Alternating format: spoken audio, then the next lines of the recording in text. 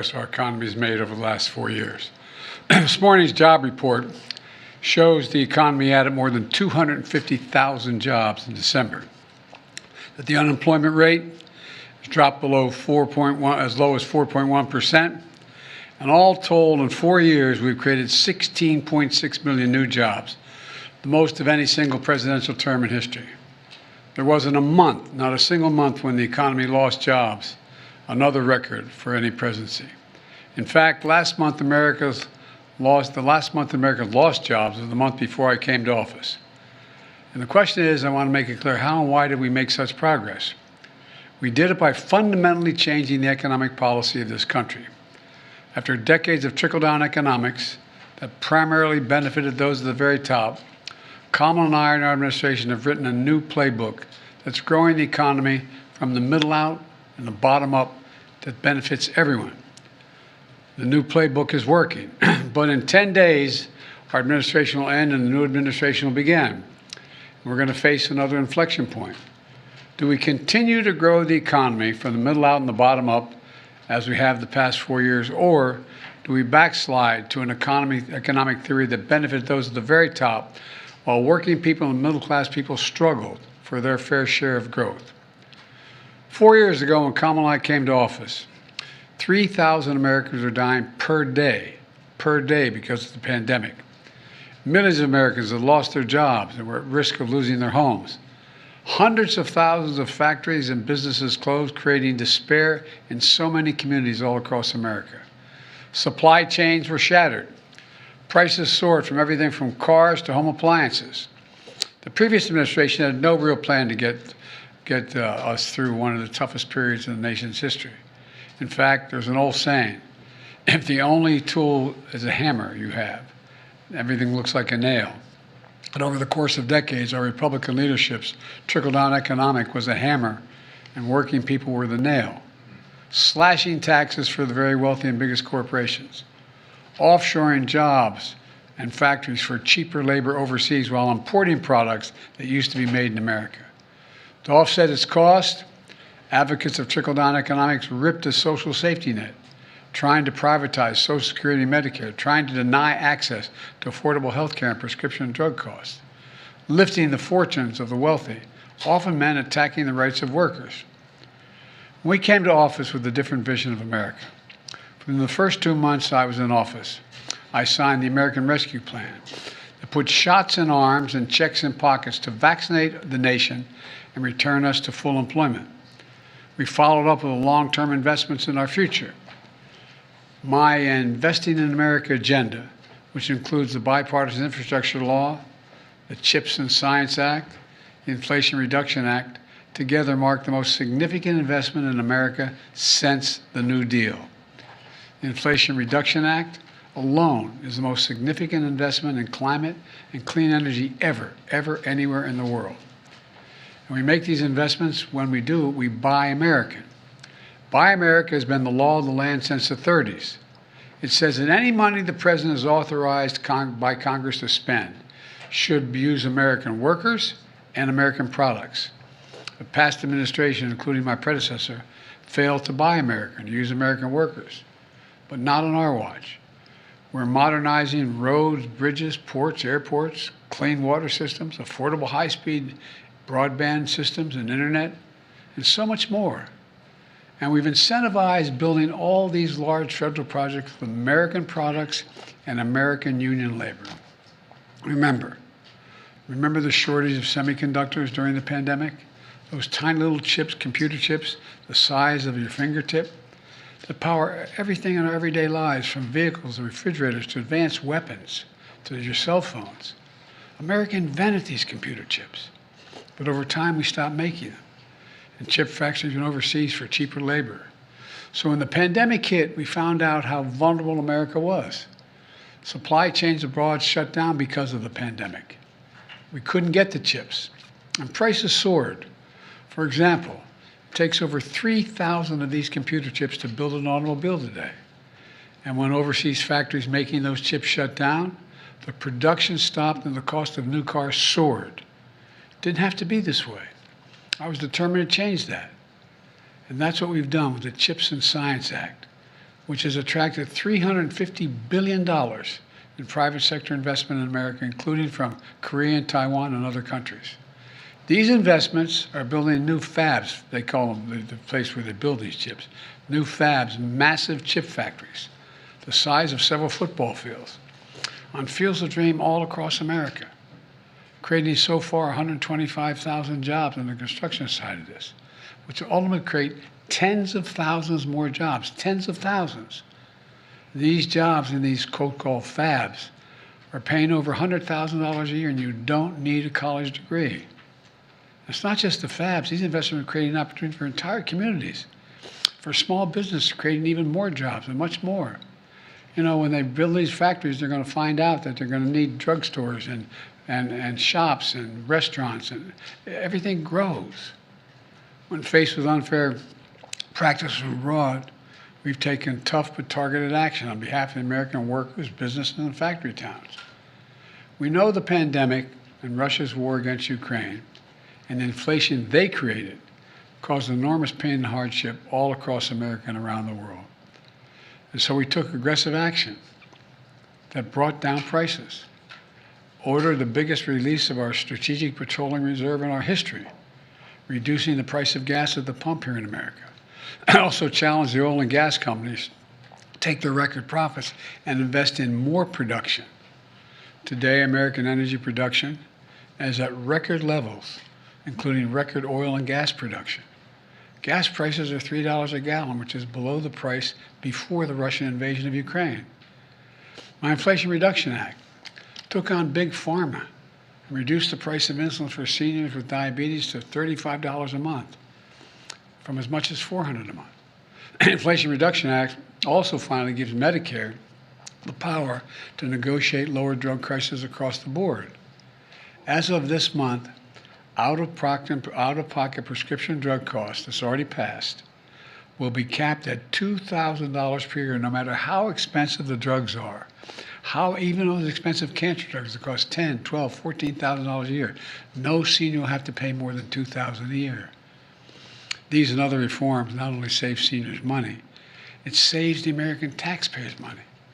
$160 billion will be saved over the next decade, because Medicare will no longer have to pay the exorbitant prices that pharmaceutical companies have been charging.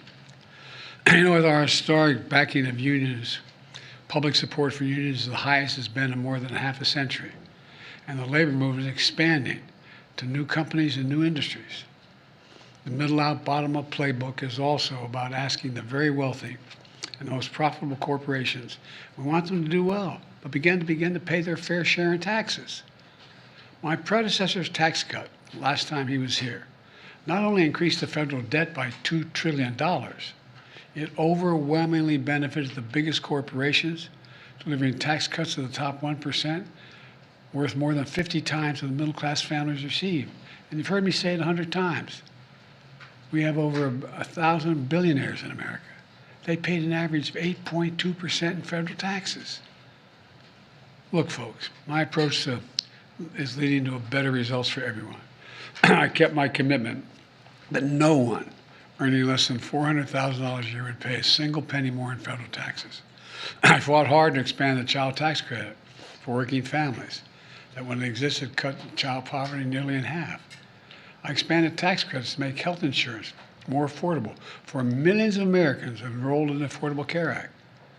Because of our policies and confidence of entrepreneurs in our economy, we have also seen 21 million new business applications filed in our administration, the most in any single presidential term on record. And it's important because every single one of those applications for small business is an act of hope, believing in the country. There's so much more from our playbook. But the bottom line is we've come a long way from the crisis we've inherited. Let me close where I started.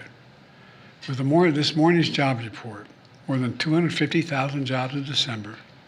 In 4 years, the economy created 16.6 million new jobs, the most in any single presidential term. We've created jobs every single month I was in office.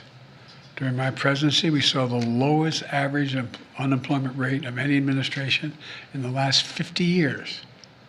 And battling through the worldwide effects of the pandemic, Putin's war in Ukraine, and supply chain disruption, inflation rate is down to nearly 2%. These are simple, well-established economic benchmarks that measure the strength of any economy, the success of failure of any president's 4 years in office. I believe the economy I'm leaving is the best in the world and stronger than ever for all Americans. So I think that's what we have. We'll see what the next president does. But I want to thank you all. God bless you all, and may God protect our troops. I'm happy to take some questions. Mr. President, you talked about gas prices coming down. You made today a decision about sanctions against Russia. Are you concerned that that decision will perhaps lead to gas prices going up? And can you explain why those sanctions were imposed today and not earlier in the term? The sanctions are imposed today because they will have profound effect on the growth of the Russian economy and make it more difficult for Putin to conduct his wars.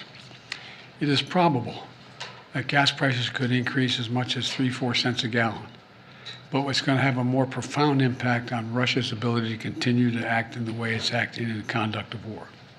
Mr. President, did you speak to Pope Francis about canceling your trip to the Vatican, and are you disappointed to not make that visit before leaving office? Well, to tell you the truth, I am disappointed, but it's much more important I stay here with all that's going on. He fully understands that. I did not personally speak to him, but the team spoke with the apostolic delegate, but I am disappointed.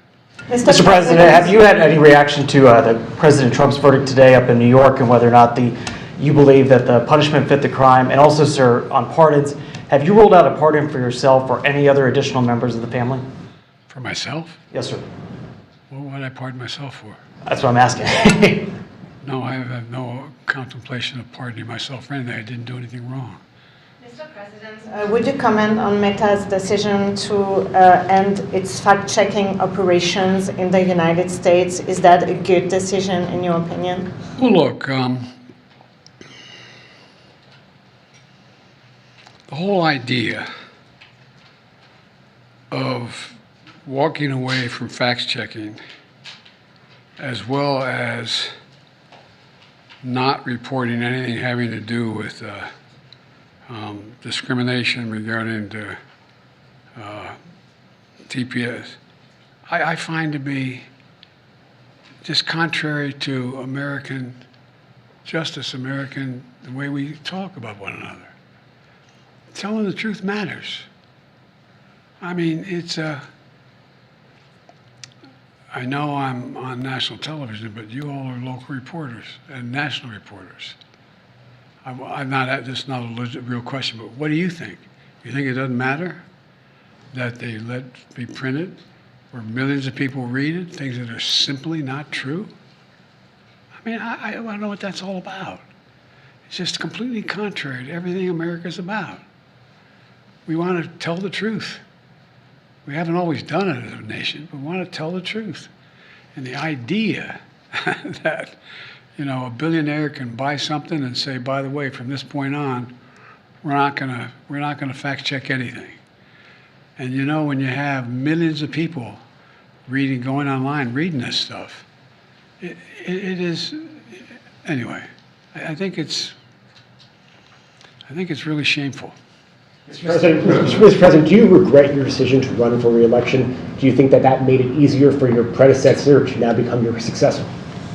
I don't think so. I think I would have beaten Trump, could have beaten Trump, and I think that Kamala could have beaten Trump, would have beaten Trump.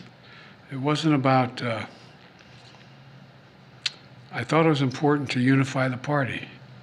And when the party was worried about whether or not I was going to be able to move, I thought even though I thought I could win again, I thought it was better to unify the party, and it was the greatest honor in my life to be President of the United States, but I didn't want to be one who caused a party that wasn't unified to lose an election.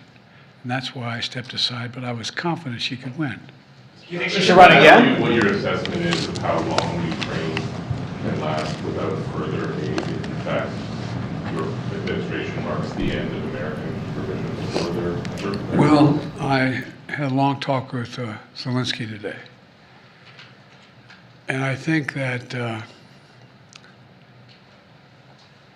as long as we continue to keep Western Europe united as it relates to Ukraine, that there is a real chance that the Ukrainians can prevail, because the cost to Russia is incredibly high. Over 600 some thousand dead or wounded. The Koreans they brought in is having high mortality rates as well. I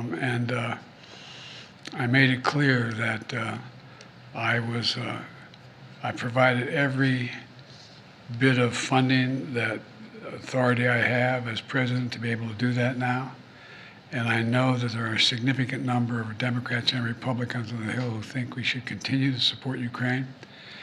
It is my hope and expectation they'll speak up and not agree to President if Trump decides to cut off funding for Ukraine. Did President-elect's position on that conflict influence your decision to enact the oil and other sanctions on Russia today? In other words, put more pressure on Russia at a point where the President-elect appears to be driving to the table? The truth of the matter is, no. But if those other conditions didn't exist, it would have had an impact. I already decided that Putin's in tough shape right now. And I think it's really important that he not have any breathing room to continue to do the god-awful things he's continuing to do. And as I said, he's got his own problems economically. Significant problems economically, as well as politically at home. And so I decided to do everything I possibly could within my power and authority to give Ukraine every advantage it could have to be able to sustain support for an independent Ukraine.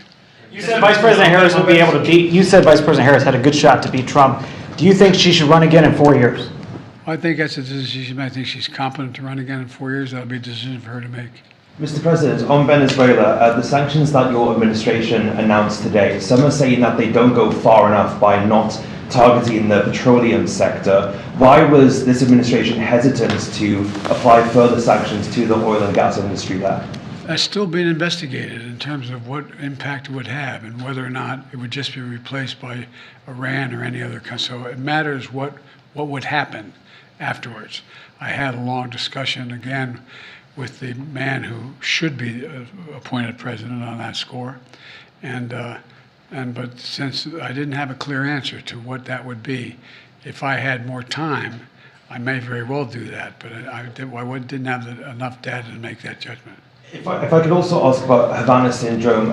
Today, the intelligence community assessment changed slightly, with 2 intelligence agencies now saying there's an even chance that this is being caused by a foreign actor. Do you personally believe that a foreign actor is responsible for these incidents? No. Now, do I believe that ISIS's theology, if you will, has impacted people in America? Some who are not particularly well suited to handle the life of they live. It has that effect. But I find no evidence, and I spent 17, 18 hours with the community right off the bat trying to determine whether or not there was any outside influence. And thus far, we find no connection between an outside player, individual. But that doesn't mean someone reading the malarkey that's going out there isn't influenced by it. Both these men, both in Nevada and in Louisiana, have been men who've had their own problems but not because they've been influenced by a specific individual. Sorry, so my question was on Havana syndrome, not Nevada, sorry. On the Havana syndrome, the intelligence community today, part of their assessment changed, saying that there is now an even chance that the Havana syndrome cases and incidents, there's a foreign actor potentially behind them. Do you agree with that assessment? I don't have the full brief on that right now. I'm not going to comment on that. Do you have an update on Austin Tice in Syria and whether or not he's... The answer is I'm not going to respond to that because that's an active, ongoing issue. You know my attitude about getting prisoners released from abroad, and I'm not going to comment on that right now. Just one question again back on pardons and commutations. Can you just give us a sense of what other pardons and commutations you're considering in your last 10 days? Well, the answer is no, because two things. One is that it depends on some of the language and expectations that Trump broadcast in the last couple days here as to what he's going to do. The idea that he would punish people for not adhering to what he thinks should be policies related to his well-being is outrageous. But there's still consideration of some folks, nothing but no decision. All right, thanks, everybody. Have you talked about what kind of post-presidency, have you decided what kind of role will you have post-presidency, sir? Do you plan to speak out after you leave Washington, or are you going to follow kind of more of the Bush model where you're kind of out of sight, out of mind? I'm not going to be out of sight or out of mind. Thank